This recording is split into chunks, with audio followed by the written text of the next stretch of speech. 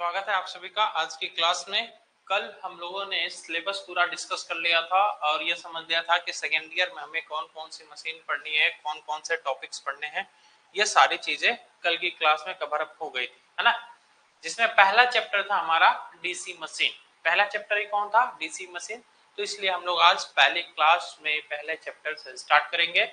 तो सभी लोग जल्दी से आ जाइए और हम लोग क्लास को करते हैं आज शुरू। सभी लोगों को गुड आफ्टरनून, राधे राधे, जय श्री राम। देखो भाई, आज डीसी मशीन में हम लोग क्या क्या सीखेंगे, क्या क्या जानेंगे डीसी मशीन। हम लोग पहले देखेंगे, एक छोटा छोटा सा हमारा टॉपिक है general concept of rotating machine. Rotating machine जो होती है, रोटेटिंग मशीन के जनरल कंसेप्ट कौन कौन से हैं ये देखेंगे, ठीक है। फिर जनरेटर के बारे में थोड़ा सा जानेंगे, जनरेटर क्या होती है। इसके बाद फिर Faraday's law of electromagnetic induction. Faraday's law, Faraday साहब ने नियम दिए थे। फैराडेज लॉ ने, फैराडे साहब ने विद्युत संबंधी दो नियम दिए थे, उन दोनों नियम को भी देखेंगे। फिर ईएमएफ के प्रकार, ईएमएफ कितने प्रकार के होते हैं, और Fleming right hand rule, Fleming का राइट हैंड रूल क्या है, ठीक है। इसके बाद यदि टाइम बचेगा तो फिर हम लोग पार्ट्स ऑफ जनरेटर भी देख लेंगे। तो आज की क्लास में ये सारे टॉपिक्स क्लियर होने वाले हैं। General concept of rotating machine, generator, Faraday's law of electromagnetic induction, types of EMF और फ्लेमिंग राइट हैंड रूल, ठीक है। चलिए, हाँ, तो सब कुछ क्लियर है। आज कोई इंटरफेरेंस नहीं हो रही होगी जहां तक मुझे उम्मीद है। कल थोड़ा सा इंटरफेरेंस था, एक बार वीडियो का मतलब कैमरे का दिक्कत हो गया था और एक बार ऑडियो का दिक्कत था, लेकिन आज सब कुछ ठीक ठाक है, ठीक है। तो चलो भाई, हम लोग देर नहीं करते हैं, देखते हैं आज का अपना पहला topic general concept of rotating machine. तो देखो, डीसी मशीन के बारे में हमने थोड़ा सा आपको बताया था कि जो हमारी डीसी मशीन होती है, डीसी मशीन कितने प्रकार की होती है भाई। तो सर डीसी मशीन जो होती है ना, ये दो प्रकार की होती है। कौन कौन सी होती है, कौन कौन सी होती है सर? तो ये सर आपने बताया था कि जो हमारी डीसी मशीन है ये दो प्रकार की होती है। ये होती है हमारी एक डीसी जनरेटर,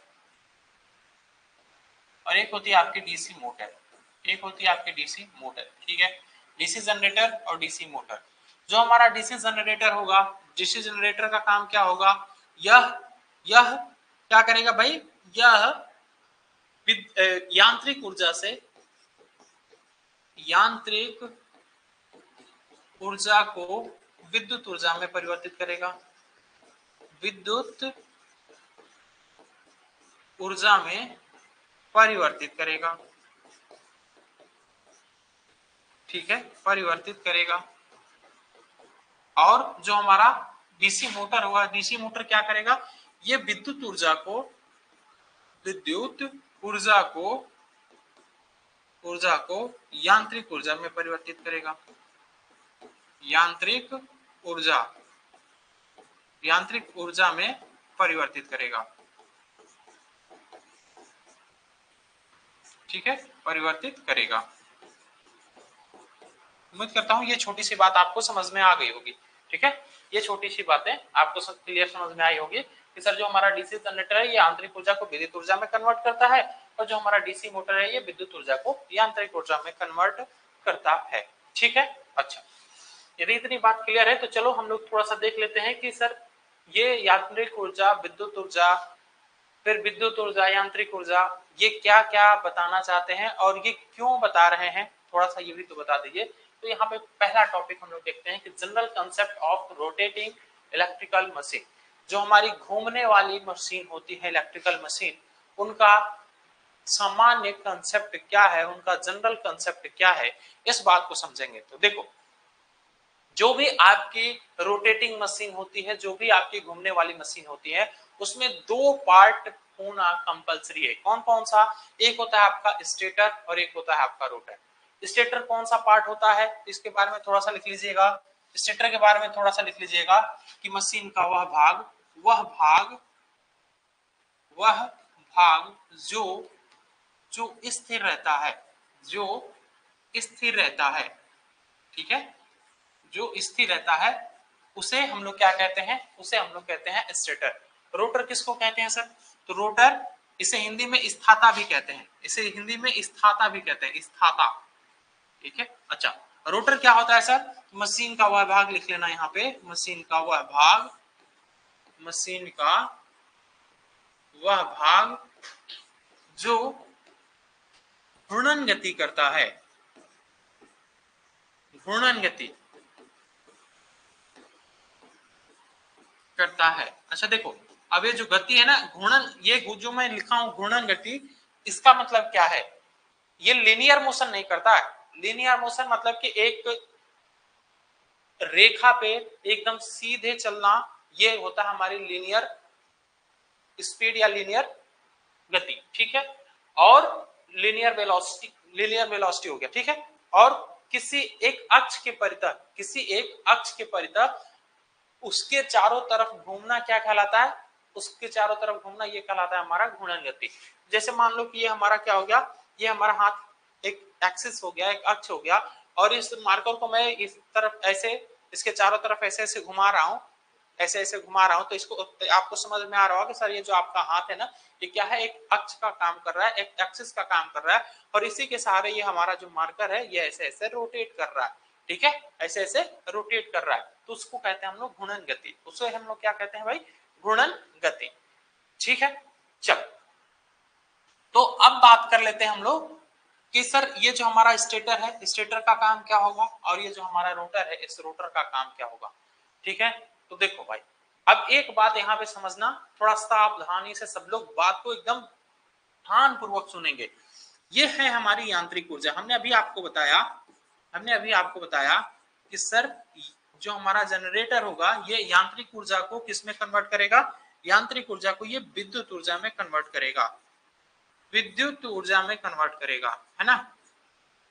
यांत्रिक ऊर्जा को विद्युत ऊर्जा में कन्वर्ट करेगा। तो सर यांत्रिक ऊर्जा से विद्युत ऊर्जा में परिवर्तन करने के लिए हमें किन किन चीजों की आवश्यकता पड़ती है? हमें किन किन चीजों की आवश्यकता पड़ती है? क्या बोलेंगे आप? यदि यांत्रिक ऊर्जा से हमें विद्युत ऊर्जा में परिवर्तन करना है, यांत्रिक ऊर्जा को हमें विद्युत ऊर्जा में परिवर्तन करना है, तो बेसिक किन किन चीजों की हमें जरूरत पड़ेगी सर? तो मैं यहाँ पे पॉइंट नोट कर देता हूं। सबसे पहले आपको एक कंडक्टर की जरूरत पड़ेगी। किसकी? कंडक्टर की, ठीक है, मान लिया। और क्या जरूरत पड़ेगी सर?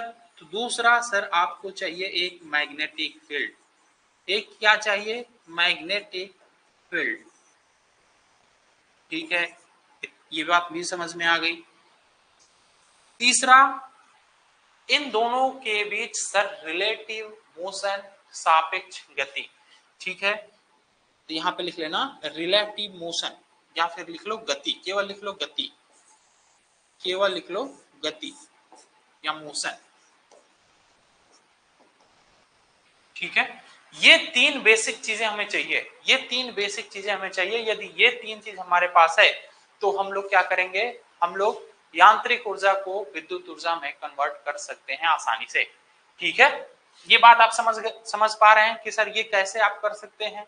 ऐसा ये इन तीन चीजों से आप यांत्रिक ऊर्जा को विद्युत ऊर्जा। अच्छा पहले ये बताओ, यांत्रिक ऊर्जा समझ पा रहे हो आप लोग कि नहीं? यांत्रिक ऊर्जा कितने लोग को समझ में आ रहा है भाई? पहले तो ये बता दो, पहले तो ये बता दो कि यांत्रिक ऊर्जा कितने लोगों को समझ में आ रही है? कितने लोग समझ पा रहे हैं यांत्रिक ऊर्जा? तो देखो भाई, जो हमारा यांत्रिक ऊर्जा है ये स्थितिज ऊर्जा, स्थितिज ऊर्जा एवं गतिज ऊर्जा एवं गतिज ऊर्जा के संयोग को ही क्या कहते हैं हम लोग कहते हैं यांत्रिक ऊर्जा, ठीक है। मतलब कोई व्यक्ति यदि चल रहा है तो उसमें कौन सी ऊर्जा मौजूद है? गतिज ऊर्जा मौजूद है। यदि वो स्थिर है, खड़ा है, तो उसमें स्थितिज ऊर्जा मौजूद है, ठीक है। तो इन दोनों के योग को हम लोग क्या कहते हैं? यांत्रिक ऊर्जा। इन दोनों के योग को हम लोग कहते हैं यांत्रिक ऊर्जा। कोई भी आपके अंदर कोई मूवमेंट हो रही है, कोई भी यदि आपके अंदर मूवमेंट हो रही है तो वो हो जाता है आपका क्या? गतिज ऊर्जा। और यदि आप कहीं एक जगह खड़े भी हैं, यदि आप कहीं एक जगह खड़े भी हैं तो भी आपके अंदर एक ऊर्जा है। कौन सी ऊर्जा है? Potential energy. जैसे कि सिंपल सी मैं यदि बात कर दूं आपसे, मान लो यहाँ पे एक पानी है, एक पानी की टंकी है, ठीक है, पानी की टंकी है और इसमें पानी भरा हुआ है, इसमें पानी भरा हुआ है, इसमें पानी भरा हुआ है। तो बताओ इसमें कौन सी ऊर्जा है, इसमें कौन सी ऊर्जा है? आप कहेंगे कि सर यहाँ पे तो कोई फिजिकल मूवमेंट हो ही नहीं रहा है, कोई भी फिजिकल मूवमेंट नहीं है, तो इसका मतलब इसमें कोई ऊर्जा ही नहीं है। बिल्कुल गलत। इसमें क्या है? स्थितिज ऊर्जा। इसमें यदि कोई पानी की टंकी है तो पानी की टंकी में कौन सी ऊर्जा स्टोर होती है मेरे दोस्त? तो आप कहेंगे सर पानी की टंकी में स्थितिज ऊर्जा मौजूद रहती है। ठीक है, स्थितिज ऊर्जा मौजूद रहती है। बात समझ में आ गई ना? तो ये आपका स्थितिज ऊर्जा गतिज, चलो ये तो छोड़ दो, ये अलग पार्ट है। हम लोग बात कर रहे थे यहाँ पे यांत्रिक ऊर्जा में कंडक्टर, मैग्नेटिक फील्ड और गति, इन तीनों के यूज करके हम लोग क्या कर सकते हैं, अपने यांत्रिक ऊर्जा को इलेक्ट्रिकल एनर्जी में कन्वर्ट कर सकते हैं। ठीक है, तो यही कन्वर्जन करने के लिए किन किन नियमों का पालन किया जाता है ये हम लोग सीखेंगे आज। ठीक है, तो चलो आगे की तरफ बढ़ते हैं, बात कर लेते हैं थोड़ा सा जनरेटर की। देखो ये है आपका जनरेटर। जनरेटर में हमने आपको लिख दिया, हमने आपको बताया है जनरेटर में कि भाई देखो जो हमारी जनरेटर होती है ये क्या करती है, ये मैकेनिकल एनर्जी को इलेक्ट्रिकल एनर्जी में कन्वर्ट करती है। इसी वर्ड को हमने इंग्लिश में लिख दिया है, तो ये एक लाइन केवल इंग्लिश देख लेना, एक लाइन की इंग्लिश से ज्यादा कोई दिक्कत नहीं होनी चाहिए। ठीक है, an electrical generator is a machine which convert mechanical energy को क्या कन्वर्ट करता है, किसमें? इलेक्ट्रिकल एनर्जी में कन्वर्ट करता है, मैकेनिकल एनर्जी को इलेक्ट्रिकल एनर्जी में कन्वर्ट करता है। ठीक है, अब मैं आपको दिखाता हूं कि ये कैसे कन्वर्जन करता है, ये कन्वर्जन जो कर रहा है ये कैसे करता है, ये मैं आपको दिखाने का प्रयास करता हूं।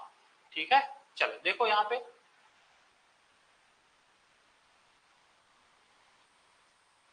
ये आपको यहाँ पे कुछ दिख रहा है, कुछ दिख रहा है कि नहीं दिख रहा है, इतना बता दो।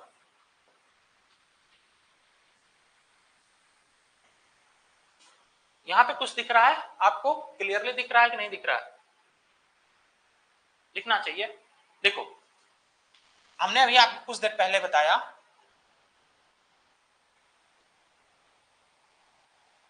कि भाई मशीन में एक आपका क्या रहना चाहिए, एक आपका रहना चाहिए सर स्टेटर, एक आपका क्या रहना चाहिए स्टेटर, और एक क्या रहना चाहिए रोटर। तो देखो ये आपका रोटर वाला पार्ट है, ये आपका कौन सा पार्ट है? रोटर वाला पार्ट है। ठीक है, तो आपको यहाँ पे दिख रहा होगा कि सर जो स्टेटर है ना, स्टेटर पे आपने क्या रख दिया, ये एन और एस क्या बता रहे हैं, ये एन और एस बता रहे हैं दो मैग्नेट के दो पोल, एक चुंबक का दो पोल है। अरे चुंबक में दो पोल होते हैं ये तो सबको पता है, नॉर्थ पोल साउथ पोल। तो ये जो एन है ये किसको दर्शा रहा है भाई, ये नॉर्थ पोल को दर्शा रहा है, नॉर्थ पोल को। ठीक है, और जो हमारा ये एस है ये किसको रिप्रेजेंट कर रहा है, ये जो एस है ये रिप्रेजेंट कर रहा है साउथ पोल को, साउथ पोल। ठीक है, और सर यहीं पे देखिए हमारा ये आर्मेचर लगा हुआ है, और आर्मेचर के साथ यहाँ पे कम्यूटेटर लगा है, ये ब्रश लगा है। तो यहाँ पे हो क्या रहा है सर, ये जो हमारा आर्मेचर घूम रहा है ना, ये जो हमारा आर्मेचर घूम रहा है, तो इस आर्मेचर के घूमने की वजह से क्या हो रहा है भाई, आर्मेचर पे लगे कंडक्टर इस मैग्नेटिक फील्ड को कट कर रहे हैं, इस मैग्नेटिक फील्ड को कट कर रहे हैं, तो यहाँ पे एक करंट प्रोड्यूस हो रहा है। और ये करंट आपको दिख रहा होगा कि देखिए ये जो इधर वाला हिस्सा है ना, इस वाले हिस्से से करंट अंदर की तरफ जा रही है, फिर ऐसे बाहर की तरफ आ रही है। देखो ये करंट ऐसे जा रही है ऐसे, और फिर एक बार बाहर की तरफ आ रही है। तो यहाँ पे क्या समझ में आ रहा है कि सर करंट का डायरेक्शन थोड़ा थोड़ा चेंज भी हो रहा है, एक बार आगे की तरफ हो रहा है और एक बार थोड़ा सा पीछे की तरफ हो रहा है, एक बार आगे की तरफ हो रहा है और एक बार थोड़ा सा पीछे की तरफ हो रहा है। तो भाई मेरे हिंदी में ही बोल रहा हूं, क्या आप लोग बताएंगे एक बार कि इंग्लिश में ज्यादा यूज कर ले रहा हूं क्या? मैं तो प्रयास कर रहा हूं हिंदी में ही। ये एक लाइन हमने आपको बोला तो केवल एक लाइन लिख दिया यार, तो इतना लाइन मतलब मैं पहले ही इसका हिंदी लिख दिया हूं। देखो मैं पहले इसका हिंदी लिखा हूं यहाँ पे, यांत्रिक ऊर्जा को विद्युत ऊर्जा में परिवर्तित करता है। एक लाइन तो याद रख सकते हैं यार, एक लाइन आप लोग याद रख सकते हैं, है कि नहीं? चलो भाई इधर आ जाओ। तो आपको ये दिख रहा होगा कि भाई जो हमारा जनरेटर है ना, ये जनरेटर क्या कर रहा है, ये जनरेटर दो चीज का यूज किया, एक स्टेटर का और एक रोटर का, और यहाँ पे एक क्या उत्पन्न हुआ भाई, एक हमारा करंट उत्पन्न हुआ, एक इलेक्ट्रिसिटी जनरेट हुई। ठीक है, अब ये जो इलेक्ट्रिसिटी है, ये इलेक्ट्रिसिटी किस नेचर की है सर, डीसी नेचर की है कि एसी नेचर की है?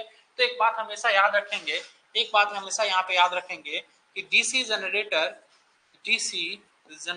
ये पॉइंट नोट कर लीजिएगा, मोस्ट इंपॉर्टेंट पॉइंट है ये। पॉइंट कई बार पूछा हुआ है एग्जाम में और आगे भी ये पूछा जा सकता है कि डीसी जनरेटर के आर्मेचर। अब आप कहेंगे सर आर्मेचर है क्या, आर्मेचर कहाँ है? तो देखो मेरे दोस्त, ये जो रेड कलर वाला दिख रहा है ना, ये जो रेड कलर वाला घूम रहा है, ये इसी को क्या कहते हैं हम लोग? आर्मेचर। इसी को कहते हैं हम लोग आर्मेचर। देखो यहाँ पे हमने ये क्या लिया है, एक सिंपल सा इसका कह सकते हैं कि सिंगल लाइन ये डायग्राम है। वास्तव में ये कैसा होता है? तो वास्तव में ये पूरा आप लोग देखेंगे तो एक सिलेंड्रिकल शेप में होता है, जिसपे वाइंडिंग की गई रहती है, जिसमें चारों तरफ वाइंडिंग करी गई होती है, तो वो होता है आपका आर्मेचर। ठीक है, तो जो हमारा डीसी जनरेटर है, डीसी जनरेटर के आर्मेचर में उत्पन्न ईएमएफ, आर्मेचर में उत्पन्न ईएमएफ एसी प्रवृत्ति का या एसी प्रवृत्ति का होता है, एसी प्रवृत्ति का होता है। बात समझ में आ रही है?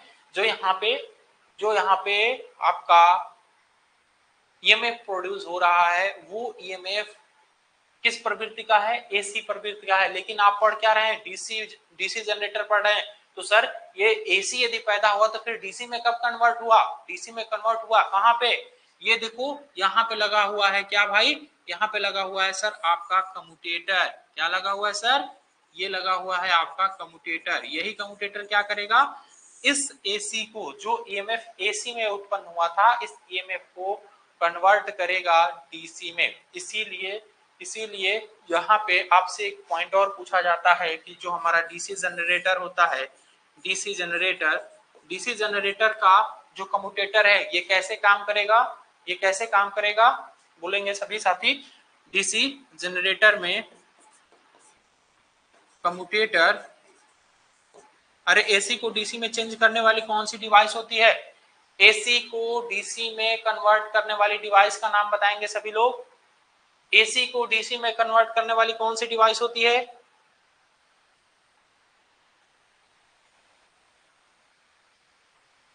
कल के क्लास में हमने बताया था, एसी को डीसी में कन्वर्ट करना, डीसी को एसी में कन्वर्ट करना, AC to AC, fix AC to variable AC, fix DC to variable AC, ये हमने कल बताया था आपको, ये हमने कल आपको बताया था। हाँ देखिए, विजय का आंसर एकदम करेक्ट आ गया है कि सर डीसी जनरेटर में जो हमारा कम्यूटेटर होता है, यह रेक्टिफायर की तरह कार्य करता है। रेक्टिफायर की तरह कार्य करता है,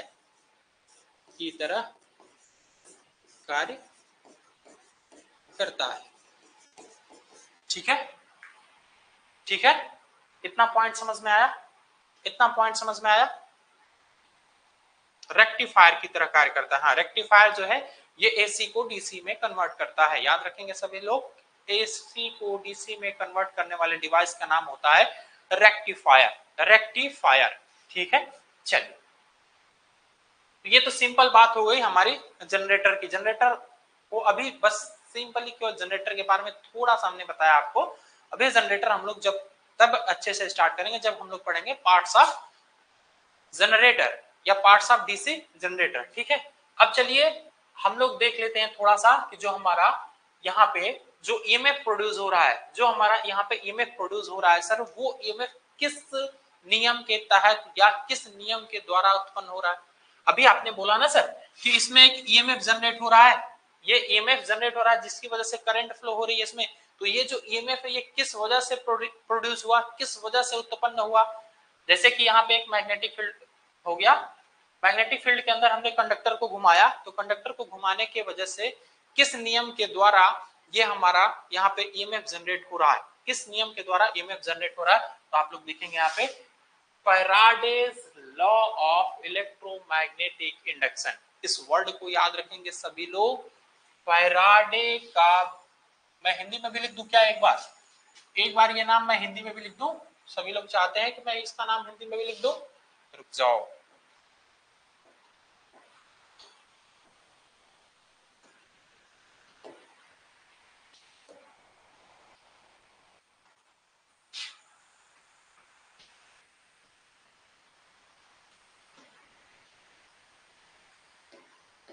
क्या सभी लोग ऐसा चाहते हैं कि इसका नाम हिंदी में भी लिख दिया जाए? बोलो।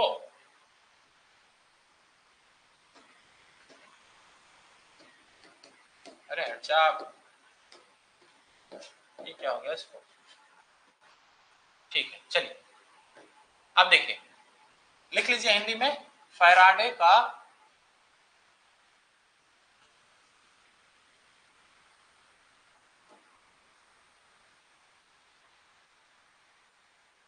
लिख लो यहाँ पे, फैराडे का विद्युत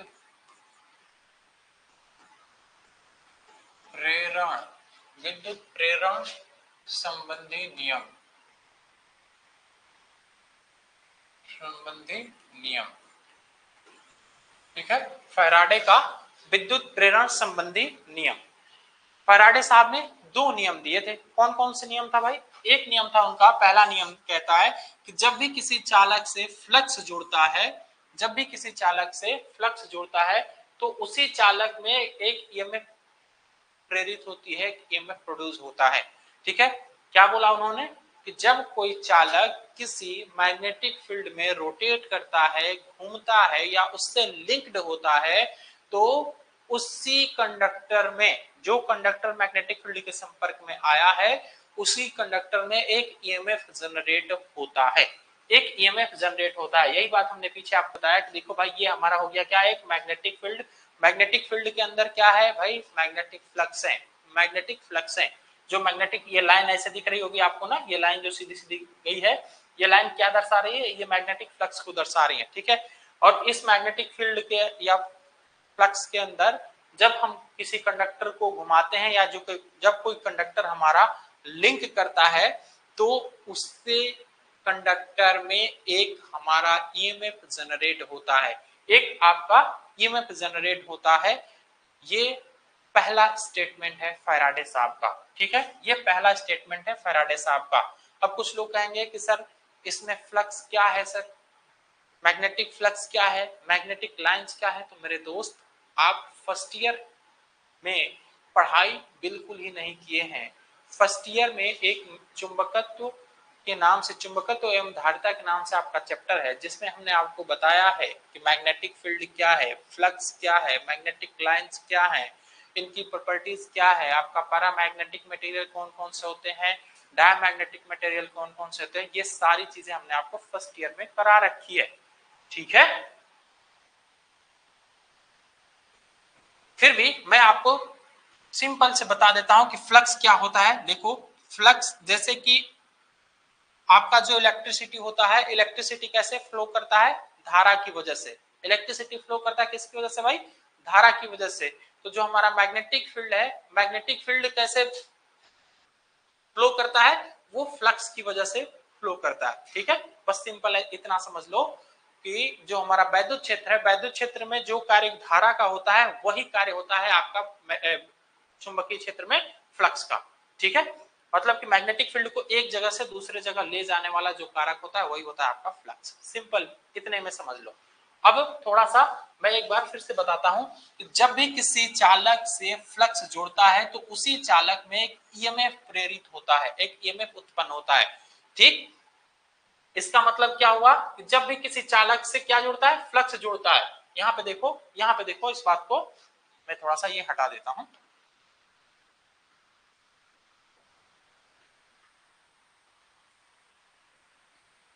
ठीक है, देखो ये क्या है? ये है आपका, बड़ा दिख रहा है कि नहीं? रुक गया, नहीं बड़ा दिख रहा है, थोड़ा सा इसको और बड़ा कर देते हैं।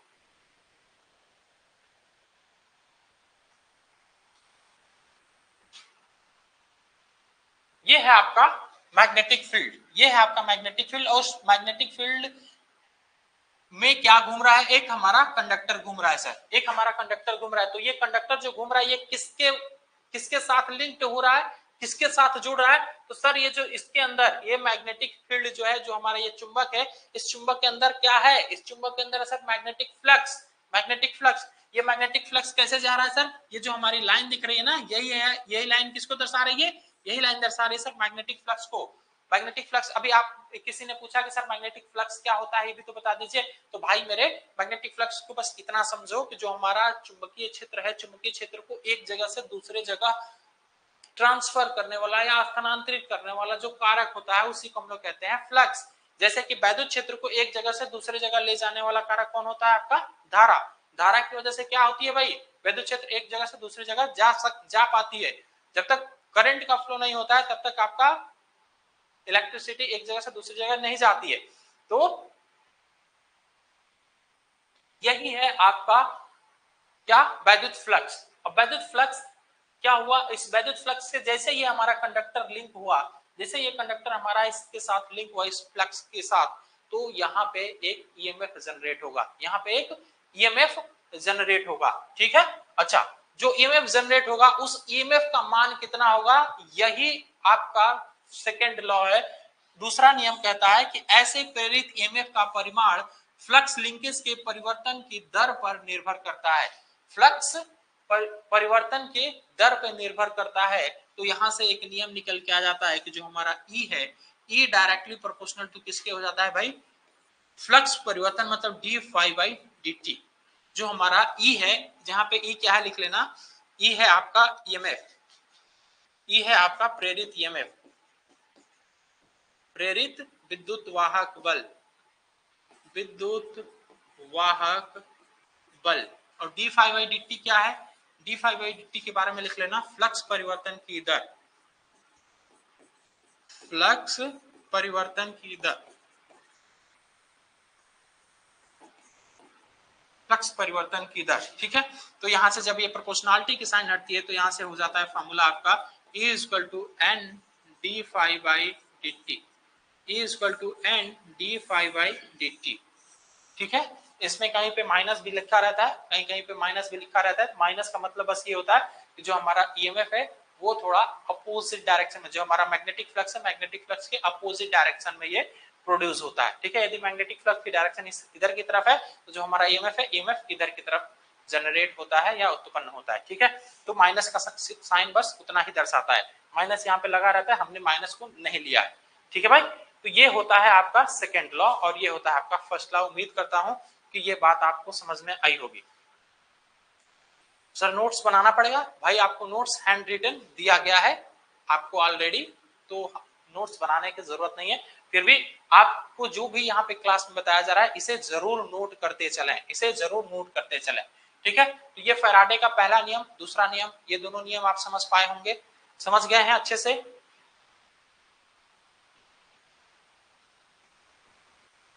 ठीक है। चलिए,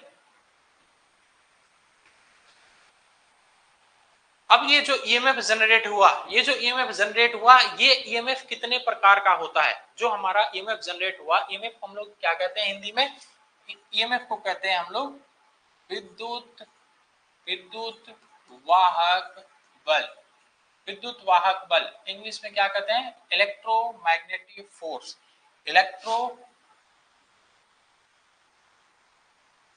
इलेक्ट्रोमोटिव, सॉरी मैग्नेटिक नहीं, इलेक्ट्रोमोटिव फोर्स। ठीक है। ईएमएफ ये कितने प्रकार का होता है? तो जो हमारा ईएमएफ है ये दो प्रकार का होता है, यहाँ पे ध्यान रखेंगे।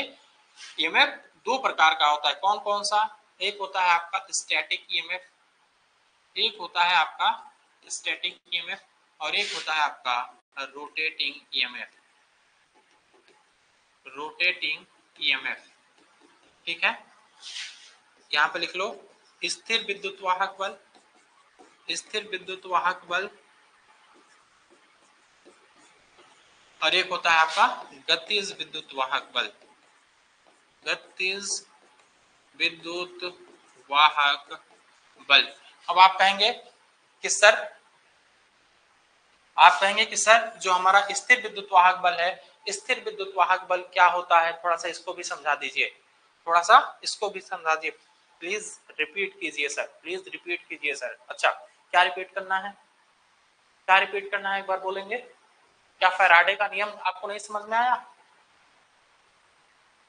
अच्छा चलो रुको अभी रिपीट कर देते, पहले यहाँ पे समझो, पहले इसको समझो। मैं उस फैराडे के नियम को एक बार फिर से बता देता हूँ, अभी बता देता हूँ, पहले यहाँ पे समझो। हमने आपको बता दिया है कि भाई ईएमएफ जनरेट होता है, ईएमएफ जो ईएमएफ जनरेट हुआ वो ईएमएफ कितने प्रकार का हुआ? 2 प्रकार का। कौन कौन सा? एक हो गया आपका स्टैटिक ईएमएफ और एक हो गया आपका रोटेटिंग ईएमएफ। तो मैं पूछा हूं आपसे कि भाई स्टैटिक ईएमएफ क्या होता है? स्टैटिक ईएमएफ आपको पता है? स्टैटिक ईएमएफ क्या आपको पता है? देखो स्टैटिक ईएमएफ का सबसे बेहतरीन एग्जांपल मैं आपको बताता हूं। एक पेन, आपके पास पेन होगी, अभी आप पढ़ाई कर रहे हो, अभी आप बैठे हो, पेन पेपर लेके बैठते हो कि नहीं?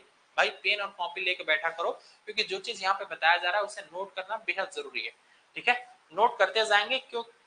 तो जो अभी मतलब लाइव क्लास में जो भी आपको कंसेप्ट बनेगा, उस कंसेप्ट को नोट किए रहेंगे तो वो आपको रिकॉर्डेड क्लास में ज्यादा मजा देगा पढ़ने में। ठीक है, देखो एक पेन आपने लिया, इस पेन को ऐसे बाल में ऐसे खुरचो, बाल में ऐसे घिसने से क्या होगा? इसमें थोड़ा सा कहीं इसके चारों तरफ इसमें आयंस जनरेट हो जाएंगे, इसमें आयन स्टोर हो जाएंगे घर्षण की वजह से। और जब कहीं ऐसे मतलब यदि मान लीजिए कि छोटे छोटे पेज आपके पास हैं और उसको ऐसे करोगे ना, ऐसे सटाओगे तो वो पेज आपके पेन से सटने लगते हैं, या नीचे वो पेन चली जाती है तो थोड़ी सी गंदगी उस पर आ जाती है, वो सट जाते हैं उसमें। किस वजह से सटा? वो स्टैटिक चार्ज की वजह से, मतलब कि फ्रिक्शन की वजह से। जैसे आप इस पेन को ऐसे रगड़ोगे तो इसमें फ्रिक्शन की वजह से यहाँ पे क्या स्टोर हो गए? चार्ज। और ये चार्ज क्या है? ये चार्ज एक जगह से दूसरे जगह मूव नहीं कर सकते, लेकिन यहाँ पे जनरेट हो जाते हैं, और ये जो चार्ज हैं ये अपनी तरफ आकर्षित कर सकते हैं किसी चीज को। ठीक है, जैसे कि मैं आपको एक छोटा सा एग्जांपल दिखाने का प्रयास करता हूं। देखो यहाँ पे एक एग्जांपल देखो, ये देखो, ये जो मोहतरमा आपको दिख रही होंगी फोटो में, इन मोहतरमा का ये बाल आपको दिख रहा है कि नहीं? ये बाल आपको दिख रहा है कि नहीं? सभी लोगों को बाल दिख रहा होगा, आपको दिख रहा होगा कि इनका बाल जो है ऊपर की तरफ खड़ा हुआ है, ऊपर की तरफ उठा हुआ है। क्यों? क्योंकि ये कहीं ना कहीं आसपास में किसी मैग्नेटिक फील्ड से, मैग्नेटिक फील्ड के अंदर है, कोई मैग्नेटिक फील्ड इनके आसपास है और उस मैग्नेटिक फील्ड के ये अंदर है। इसी वजह से इनके जो बाल हैं ये थोड़े से क्या है? बाल थोड़े से ऊपर की तरफ उठे हुए हैं। ठीक है, तो ये आपका किसका उदाहरण है? ये उदाहरण है आपके मैग्नेटिक स्टैटिक ईएमएफ का, स्टैटिक ईएमएफ का। ठीक है, अच्छा, जो हमारा स्थिर विद्युत वाहक बल होता है, जो हमारा स्थिर विद्युत वाहक बल होता है, स्थिर विद्युत वाहक बल की वजह से सर क्या धारा प्रवाहित हो सकती है? तो यहाँ पे एक बात लिख लीजिएगा, एक पॉइंट यहाँ पे नोट कर लीजिएगा कि इस ईएमएफ की वजह से, या इस ईएमएफ के द्वारा, इस ईएमएफ के द्वारा, इस ईएमएफ के द्वारा विद्युत का स्थानांतरण नहीं किया जा सकता। विद्युत का स्थानांतरण स्थानांतरण नहीं किया जा सकता, किया जा सकता है। स्थानांतरण की जगह पे लिख लो कि एक जगह से दूसरे जगह। ठीक है, विद्युत को एक जगह से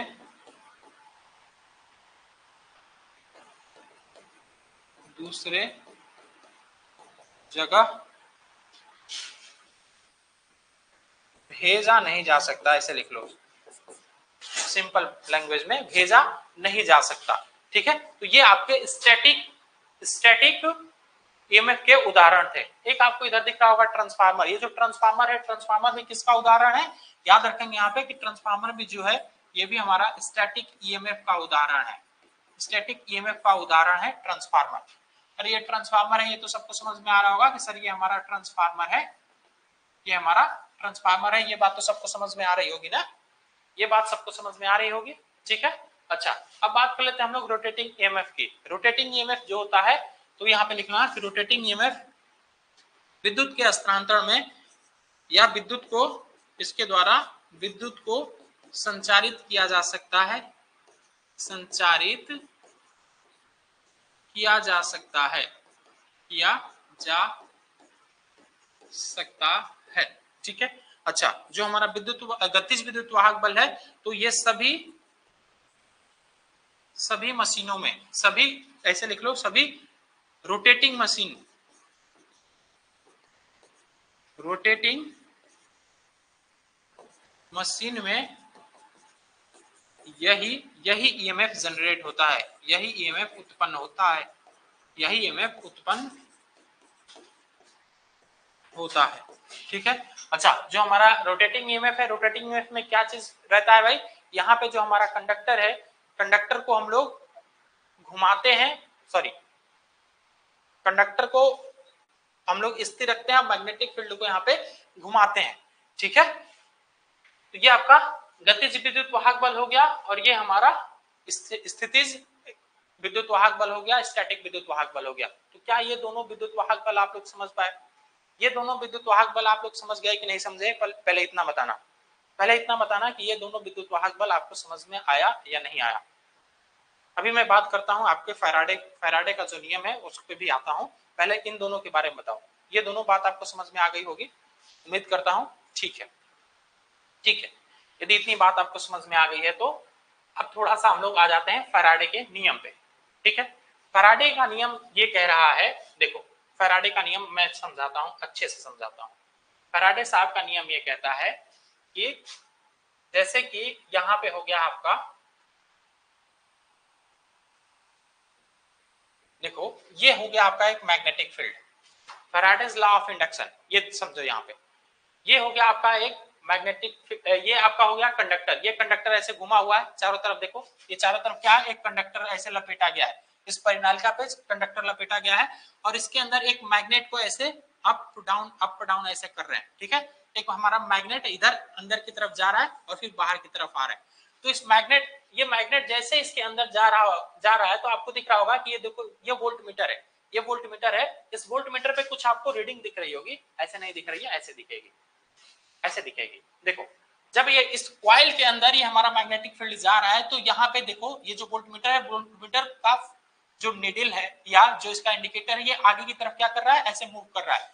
मतलब कि जो जब मैग्नेटिक फील्ड कंडक्टर को कट कर रहा है तो उस समय एक ईएमएफ जनरेट हो रहा है, एक वोल्टेज जनरेट हो रहा है। ऐसा आपको कहीं दिख रहा है? ऐसा दिख रहा है इस सर्किट में या नहीं दिख रहा है? इतना बताना। जिनको कंफ्यूजन था वो कंफ्यूजन यहाँ पे थोड़ा सा खत्म हो रहा है या नहीं खत्म हो रहा है, बोलेंगे?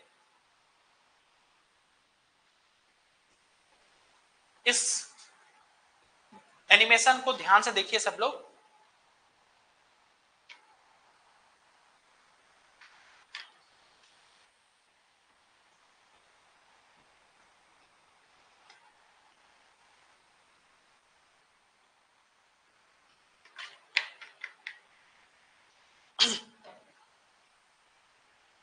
तो मैं यही बोल रहा हूं, पहला स्टेटमेंट जो है, जो फैराडे साहब का पहला स्टेटमेंट है, फैराडे साहब का पहला स्टेटमेंट यही है कि देखो भाई, हमारे पास यदि कोई कंडक्टर है और एक मैग्नेटिक फील्ड है, तो जैसे ही ये कंडक्टर किसी मैग्नेटिक फील्ड के संपर्क में आएगा या किसी मैग्नेटिक फ्लक्स से लिंक होगा, जुड़ेगा, तो एक ईएमएफ बनेगा। क्या बनेगा? एक ईएमएफ बनेगा, एक विद्युत वाहक बल बनेगा। पहला स्टेटमेंट इनका यही है। बोलो पहला स्टेटमेंट आप देख पा रहे हो? हमने क्या लिखा कि जब भी किसी चालक से फ्लक्स जुड़ता है, ये हो गया हमारा चालक, और ये क्या हुआ? हमारा फ्लक्स हुआ। ये फ्लक्स जैसे ही इस चालक से जुड़ा तो क्या बना? एक ईएमएफ बना, एक विद्युत वाहक बल बना। बोलो क्या ये बात समझ गए? क्या ये बात समझे कि हाँ सर विद्युत वाहक बल बनेगा एक? ये बात समझ में आई? अब कुछ लोग इतना भी है कि वो पूछ रहे हैं कि सर ये जो एस है, जो एन है, इसका मतलब क्या है? मेरे दोस्त, आपने फर्स्ट ईयर में मैग्नेटिक फील्ड वाला चैप्टर बिल्कुल ही नहीं पढ़ा है। एक जो मैग्नेट होता है, एक जो चुंबक होता है, चुंबक के अंदर दो पोल होते हैं। कौन कौन से पोल होते हैं सर? एक होता है आपका साउथ पोल, एक होता है आपका नॉर्थ पोल। ठीक है, यहाँ पे लिख लेंगे ये दक्षिणी ध्रुव है, हिंदी में लिखो दक्षिणी ध्रुव, दक्षिणी ध्रुव, और इसको लिखो उत्तरी ध्रुव, उत्तरी ध्रुव। ठीक है, इंग्लिश में साउथ पोल और नॉर्थ पोल, ये हमने पहले लिख दिया है, साउथ पोल और नॉर्थ पोल। तो मैग्नेटिक फील्ड वाला चैप्टर थोड़ा सा देख लेना, बुक आपके पास होगी फर्स्ट ईयर की, तो उस बुक में जाके देखना मैग्नेटिक फील्ड वाला चैप्टर। ठीक, तो ये मैग्नेट, ये कुल मिला के है एक मैग्नेट, ये है एक चुंबक। ये चुंबक जैसे ही इसके अंदर जा रहा है तो एक ईएमएफ जनरेट हो रहा है। और वो कितना जनरेट हो रहा है, कितना जनरेट हो रहा है, तो वो वही है आपका सेकंड स्टेटमेंट। जो ईएमएफ बनेगा वो ईएमएफ कितनी मात्रा में बनेगा, कितना बनेगा, तो वो बता रहा है आपके सेकंड स्टेटमेंट में। फैराडे साहब का जो दूसरा स्टेटमेंट है वो यही है, उनका जो दूसरा नियम है वो यही है, E इक्वल टू माइनस का N D phi by D T, इतना आपका क्या बनेगा, ईएमएफ बनेगा, इतना ईएमएफ आपका बनेगा। ठीक है, इतना बात समझ गए। अब आपको क्या ये समझ में आया है फैराडेज लॉ? जितने लोग कह रहे थे कि सर एक बार रिपीट कर दीजिए, रिपीट कर दीजिए, बोलो समझ गए, समझे हैं कि नहीं समझे हैं?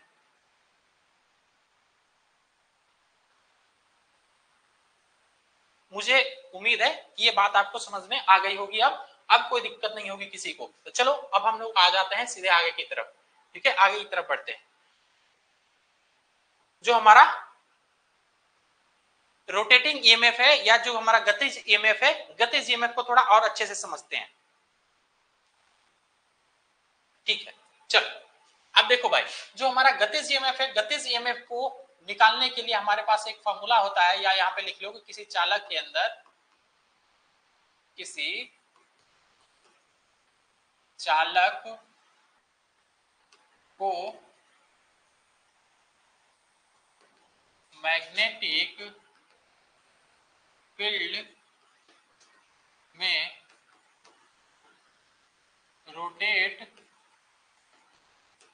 कराने से उसमें एक ईएमएफ उत्पन्न होता है, एक ईएमएफ उत्पन्न होता है। वो ईएमएफ कितना होता है, E equal to V L V sine theta, E equal to V L V sine theta. ठीक है, अब इसके डेरिवेशन पे आपको बिल्कुल ही नहीं जाना है, इसका डेरिवेशन आपको एक कदम नहीं जानना है कि सर इसका डेरिवेशन क्या है, ये बता दीजिए। ठीक है, डेरिवेशन जानने की जरूरत ही नहीं है। ठीक है भाई, चल ये E equal to V L V sine theta, जहां पे लिखना, जहां पे जो हमारा E है, E क्या है, E है आपका प्रेरित विद्युत वाहक बल, प्रेरित विद्युत वाहक बल। ठीक है, जहां पे V क्या है भाई, V है आपका चुंबकीय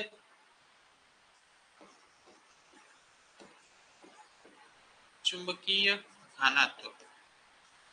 ठीक है, L क्या है भाई, L है आपके चालक की लंबाई, चालक की लंबाई। ठीक है, V क्या है भाई, V है आपके चालक की गति, चालक की गति। ठीक है, और थीटा क्या है यहाँ पे, यहाँ पे थीटा क्या है, यहाँ पे लिख लेना कि चालक के द्वारा बनाया गया कोण,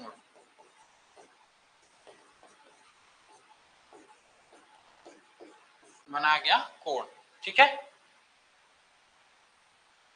अच्छा अब इस फॉर्मूले को थोड़ा बेहतरीन तरीके से हम लोग समझते हैं, इस फॉर्मूले को थोड़ा और बेहतरीन तरीके से समझते हैं।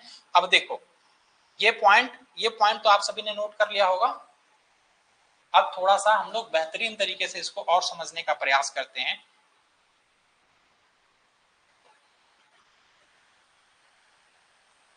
देखो भाई, ये जो E equal to V L V sine theta है, E equal to V L V sine theta से मैं आपको दिखाता हूं कि ये कैसे जो हमारा ईएमएफ बनता है, ये ईएमएफ क्यों आपने बताया सर कि ये एसी नेचर का होता है, ये कैसे होता है, थोड़ा सा ये समझा दीजिए एक बार, जरूर मैं आपको बताने का प्रयास करता हूं। देखो यहाँ पे आपको दिख रहा होगा कि ये हमारे पास क्या है, ये हमारे पास एन पोल है और ये हमारे पास एस पोल है। ठीक है, मतलब कि ये हमारा हो गया चुंबक, और इस चुंबक के अंदर क्या है, इस चुंबक के बीच में हमने रख दिया अपना कंडक्टर, इस चुंबक के बीच में हमने रख दिया अपना कंडक्टर, और कंडक्टर को हम क्या कर रहे हैं, कंडक्टर को हम घुमाने का प्रयास कर रहे हैं, इस कंडक्टर को घुमा रहे हैं। ठीक है, तो जब ये कंडक्टर इस मैग्नेटिक फ्लक्स से 0 अंश बना रहा है, 0 डिग्री बना रहा है, जब ये कंडक्टर हमारा मैग्नेटिक फ्लक्स के द्वारा, जो हमारा इसमें मैग्नेटिक फ्लक्स इसमें आया है इस तरीके से, ऐसे जो मैग्नेटिक फील्ड आया है, इस मैग्नेटिक फील्ड से जब 0 अंश पे होगा तो उस समय जो हमारा ईएमएफ जनरेट होगा वो कितना होगा, वो भी 0 होगा। अब वो कैसे समझेंगे, वो कैसे जीरो हुआ इस बात को भी समझ लो। यहाँ पे देखो E इक्वल टू, अब यहाँ पे देखना एक्सप्लेनेशन, ठीक है, एक्सप्लेनेशन या derivation. E equal to V L V sine theta, sine theta, ठीक है। हमने बोला कि जब ये हमारा कंडक्टर जीरो अंश बना रहा है, किससे, फ्लक्स के साथ, मैग्नेटिक फ्लक्स के साथ जब जीरो अंश बना रहा है तो उस समय हमारा जो ईएमएफ होगा वो कितना होगा। तो वो ईएमएफ देखो, अब यहाँ पे जल्दी से बताना सभी लोग कि जो हमारा ये केस फर्स्ट बना लो, थीटा इक्वल टू जब जीरो अंश हो, जब थीटा इक्वल टू 0 डिग्री हो तो उस समय जो हमारा ईएमएफ होगा वो कितना होगा। केस फर्स्ट इसको बना लो, केस फर्स्ट बनाओ, जब हमारा ईएमएफ, जब हमारा थीटा थीटा 0 है तो उस समय ईएमएफ कितना होगा। तो जल्दी से बोलेंगे सभी साथी कि साइन 0 का मान कितना होता है, साइन 0 अंश का मान कितना होता है, साइन 0 अंश का मान कितना होता है। यहाँ पे हमने लिख दिया साइन 0 अंश, ठीक है, साइन 0 डिग्री। तो आप सभी कहेंगे कि सर जो हमारा साइन 0 होता है, साइन 0 का मान होता है 0, we L we multiplied by 0, तो ये किसके बराबर हो गया, ये हो गया बराबर 0 के। आपको दिख रहा होगा कि जो हमारा ईएमएफ है कितना है सर 0, यहाँ पे भी आपको फिगर में दिख रहा होगा कि सर ये कितना है, ये है 0, 0 मतलब कि जब हमारा कंडक्टर 0 एंगल बना रहा है फ्लक्स के साथ तो उस समय ईएमएफ भी हमारा 0 होगा। अच्छा, केस फर्स्ट हो गया। यहाँ पे केस सेकंड देखना, यहाँ पे केस सेकंड देखना, यहाँ पे केस सेकंड, केस सेकंड लिखो, when theta equal to 30 degree, जब थीटा हमारा कितना हो 30 डिग्री हो, ठीक है, तो उस समय क्या होगा, उस समय जो हमारा E होगा, E इक्वल टू हो जाएगा V L V sine 30, V L V sine 30, ठीक है। अब साइन 30 की वैल्यू बताओ, जल्दी से बोलो सभी लोग साइन 30 की वैल्यू, जल्दी से सभी लोग बोलेंगे, बताएंगे साइन 30 की वैल्यू कितनी होती है, बोलो बोलो जल्दी बोलो भाई।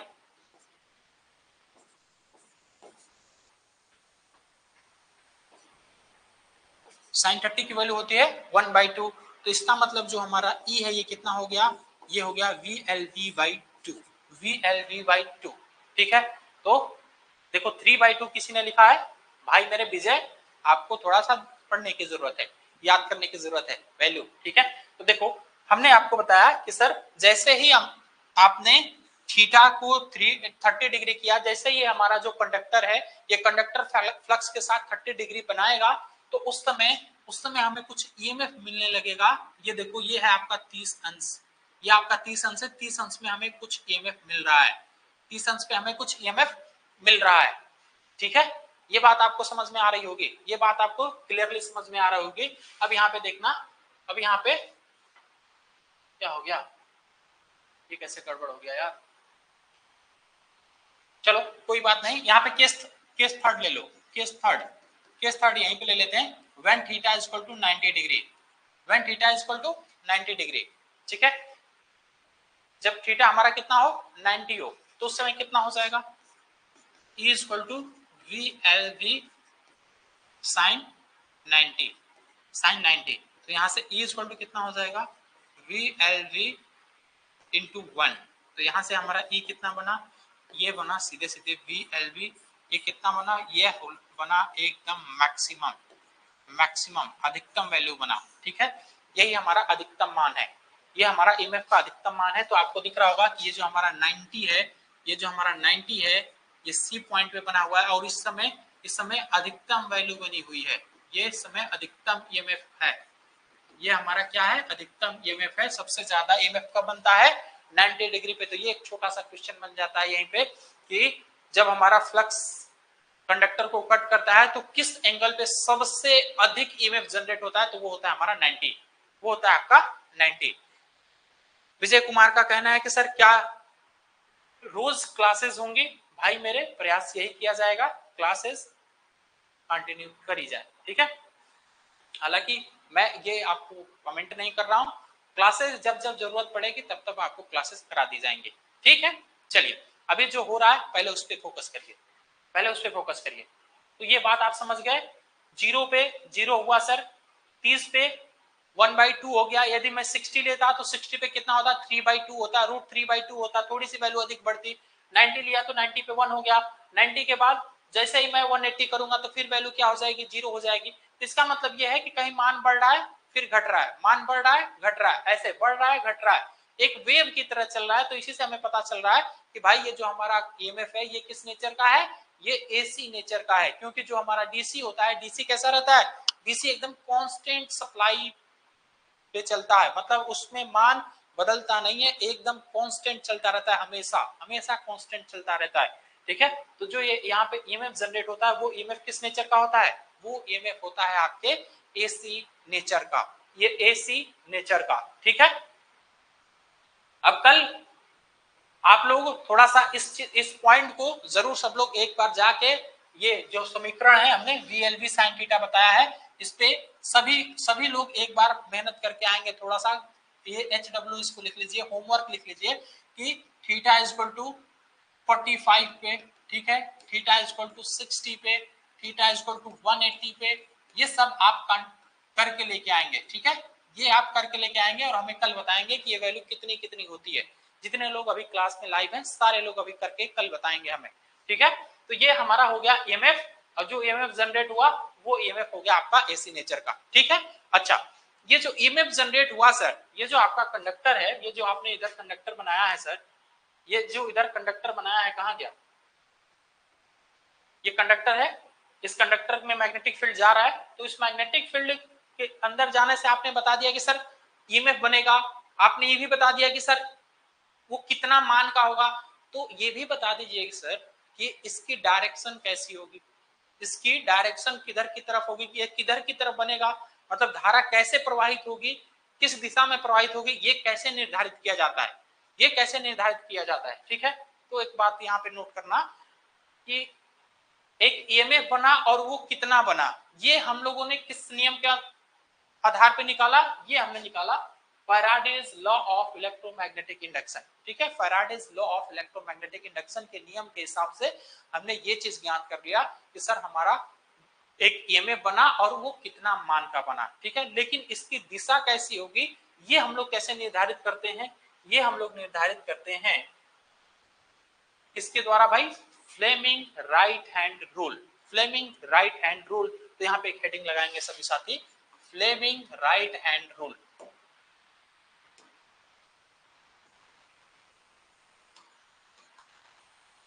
Fleming right hand rule. अच्छा, इस नियम को हम लोग कल समझे या फिर आज सब लोग तैयार हैं? एक काम करते हैं, इस नियम को हम लोग कल समझते हैं, क्योंकि मुझे ऐसा लग रहा है कि आज थोड़ा सा आपके लिए ये ज्यादा हो रहा है। आज केवल एक नियम ज्यादा है, एक नियम आपके लिए पर्याप्त है। ठीक है, आप फैराडे का इलेक्ट्रोमैग्नेटिक इंडक्शन और जो हमारा गतिज ईएमएफ है, गतिज ईएमएफ पे जो हमने पॉइंट दिए हैं उस पॉइंट को, ठीक है, हाँ हाँ सब मैं समझ रहा हूं, इसीलिए हमने इसको थोड़ा सा होल्ड कर दिया। तो ये सारे पॉइंट्स जरूर नोट कर लीजिए आप सभी।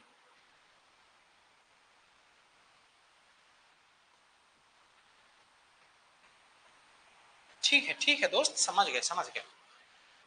आज की क्लास क्या आप सभी अच्छे से समझ पाए हैं?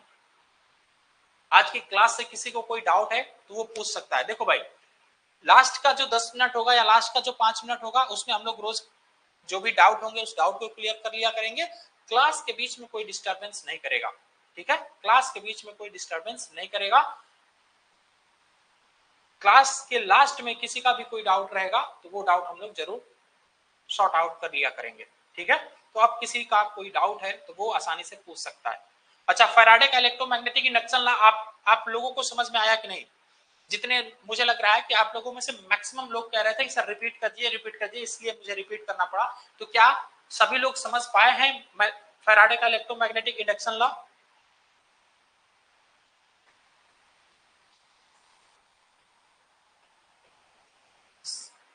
साफिया कहना है कि सर 1/2 कैसे आया? अरे मेरे दोस्त, यहाँ पे देखो, साइन 30 की वैल्यू कितनी होती है, साइन 30 की वैल्यू कितनी होती है, 1/2 होती है। साइन 30 की वैल्यू आपको नहीं याद है क्या? साइन 30 की वैल्यू 1/2 होती है, तो वही साइन 30 की जगह पे हमने क्या लिख दिया, 1/2 रख दिया। जैसे यहाँ पे देखो, साइन थीटा जब हमने 0 रखा तो उस समय वैल्यू कितनी हो गई, 0 हो गई। क्यों 0 हो गई? क्योंकि साइन 0 की वैल्यू कितनी होती है, 0 होती है। ठीक है, साइन 0 की वैल्यू 0 होती है।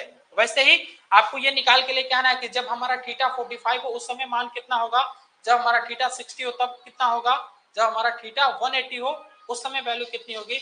ये सारी वैल्यू आपको कल निकाल के लेके आना है। ठीक है, ये सारी वैल्यू कल आपको निकाल के लेके आना है।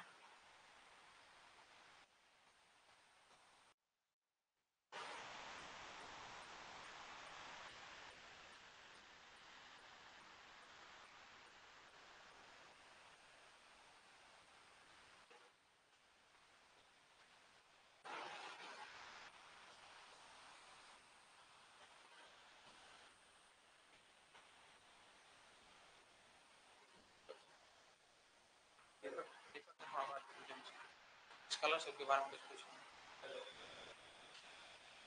ठीक है।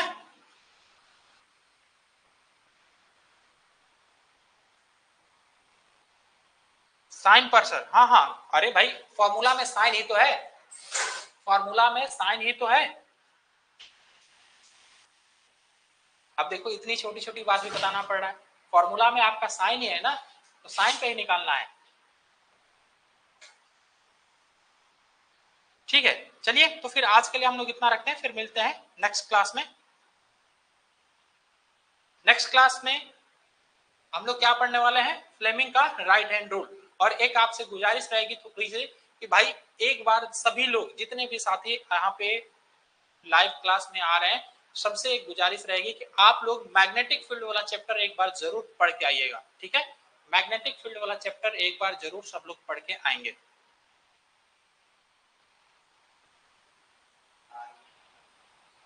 ठीक है, बहुत बहुत धन्यवाद आप लोगों का, क्लास में बने रहे सभी लोग। ठीक है।